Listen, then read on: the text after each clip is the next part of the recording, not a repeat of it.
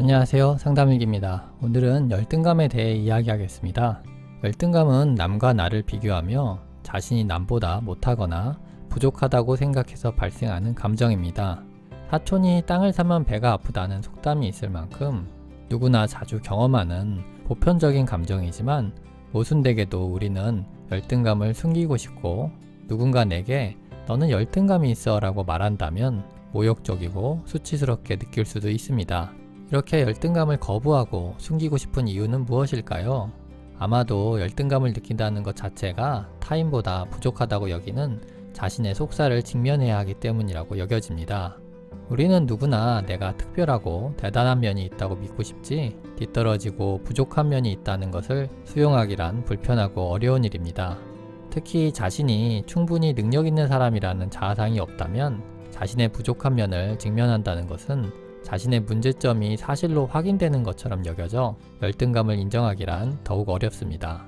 예를 들어 나는 노력하면 충분히 좋은 성과를 낼 수 있어 라는 건강한 자아상을 가진 사람은 회사 동료가 높은 업무 성과를 낸 것에 부러운 마음이 들더라도 그 감정을 인정하며 참 부럽네요 라고 말할 만큼 수용적인 태도를 보일 수 있습니다. 그리고 나도 더 열심히 해서 좋은 성과를 내야지, 나도 지지 않고 더 열심히 하겠어 라며 이 감정을 자기 발전의 에너지로 사용이 가능합니다. 하지만 나는 노력한 만큼의 성과를 내지 못해 라는 부정적인 자아상을 가진 사람에게 열등감이란 자기 무능함을 인정하는 것처럼 여겨지고, 이미 낮은 자존심에 상처가 되기 때문에 자존심을 지키기 위해 열등감을 차단하려는 방어적 사고와 행동을 보입니다.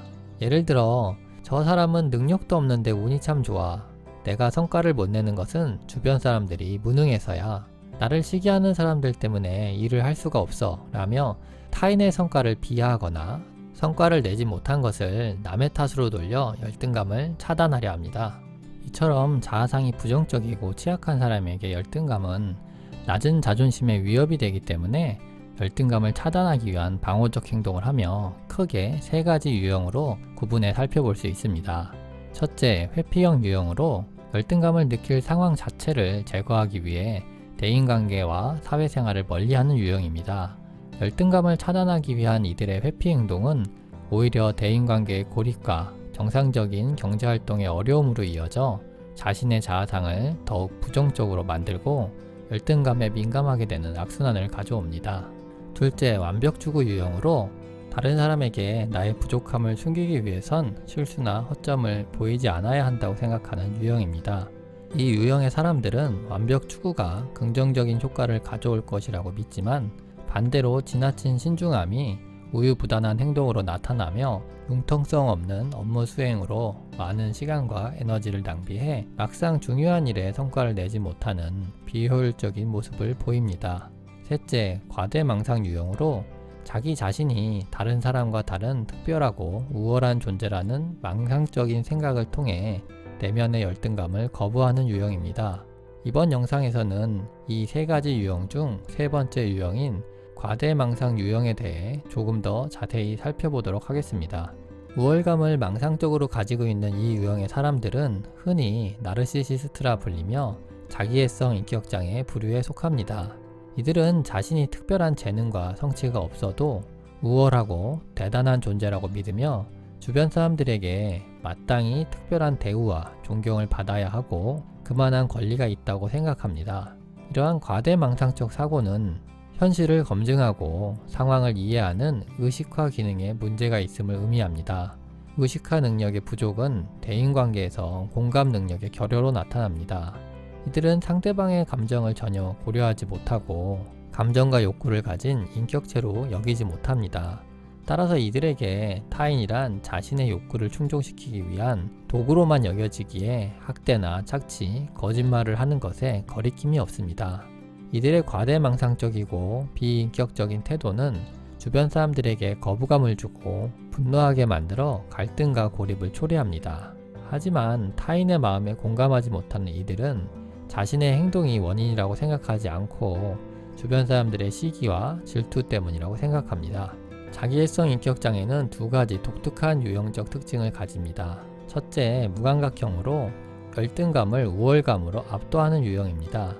이들은 자신에게 도취되어 있어 과장과 자랑을 멈추지 않고 공격적이며 어디서든 자신이 관심의 초점이 되기를 요구합니다. 대화를 할 때 이들은 다른 사람을 내려다보며 자기 이야기만 하고 타인의 이야기에 관심이 없습니다. 사람들이 이들의 이러한 대화에 불편함과 지루함을 느끼고 자리를 떠난다 하여도 전혀 신경 쓰지 않으며 타인들의 평가에 관심이 없습니다. 둘째, 과민형으로 은연중 자신이 열등하다는 느낌을 가지고 있는 유형입니다. 이들은 타인에게 자신의 열등한 부분을 숨기기 위해서 억제적이며 타인들 앞에 나서려 하지 않습니다. 타인이 언제든지 자신을 경멸하거나 비난할 수 있다는 불안이 있기에 사람들의 말과 행동에서 그 증거를 찾으려 하고 타인의 반응에 민감하게 반응합니다. 무시당했다는 오해를 자주 하며 모욕감을 느끼고 상처를 쉽게 받습니다. 무감각형은 자신이 대단하고 우월한 존재라는 인상을 다른 사람에게 심어주기 위해 에너지를 집중합니다. 하지만 타인에 대한 평가를 차단함으로써 부정적인 자기 평가를 회피하는 유형입니다. 반대로 과민형은 열등감을 느낄 만한 상황을 없애기 위해 상황을 통제하는 데 집중합니다. 그리고 자신이 대단한 성과를 이루지 못한 것은 자신의 능력 부족이 아니라 주변 사람들의 방해 때문이라고 여기며 자신의 망상적 기대를 채우지 못한 이유를 남의 탓으로 돌립니다. 이 두 유형 모두 내면에는 취약한 자존심을 보호하기 위해 과대망상적인 자기상을 가지고 있으며 대부분은 이 두 유형의 혼합된 형태로 나타납니다. 자기애성 인격장애를 비롯한 열등감을 일한 성격적 행동 문제에는 결국 열등감을 차단함으로써 취약한 자존심을 보호하기 위한 행동입니다. 이들의 취약한 자존심은 나는 결함을 가진 존재이다 라는 존재론적인 부정성 때문이기에 행위를 통한 성과를 이룬다 해도 만족감은 일시적일 뿐 내면 깊이에는 만성적인 열등감을 가지고 있으며 열등감을 차단하기 위한 방어적 행동은 지속됩니다. 특히 자기애성 인격장애는 그 방어적 행동이 다른 유형에 비해 타인에게 피해를 주고 사회적 이슈가 되는 경우가 많습니다. 예를 들어 갑질이라고 불리는 행동은 이 유형의 전형적인 방어 모습 중 하나로 타인은 나를 대단한 존재로 여기고 마땅히 나의 요구를 들어야 한다는 과대망상적 사고와 공감의 결여로 나타나는 비인격적이고 착취적인 행동입니다. 가스라이팅이라고 불리는 행동도 거짓말과 이간질을 통해 타인으로부터 자신에게 유리한 성과물을 얻어내고 불리한 상황을 통제하려는 방어적 행동의 한 모습입니다. 자기애성 인격장애로 인한 희생자는 고전 이야기에도 자주 나타납니다. 신데렐라나 백설공주, 콩쥐팥쥐의 이야기 속 주인공은 우월감을 가진 가족들로부터 착취당하고 학대당하는 모습을 통해 가족 안에서 자기애성 인격장애의 희생자를 비유적으로 표현하고 있습니다. 고전 이야기로 그리고 최근의 이슈에 이르기까지 자기애성 인격장애로 인한 문제에 사람들이 관심이 큰 것은 그만큼 이들의 행동이 주변 사람들에게 큰 스트레스와 고통을 주기 때문이라고 여겨집니다.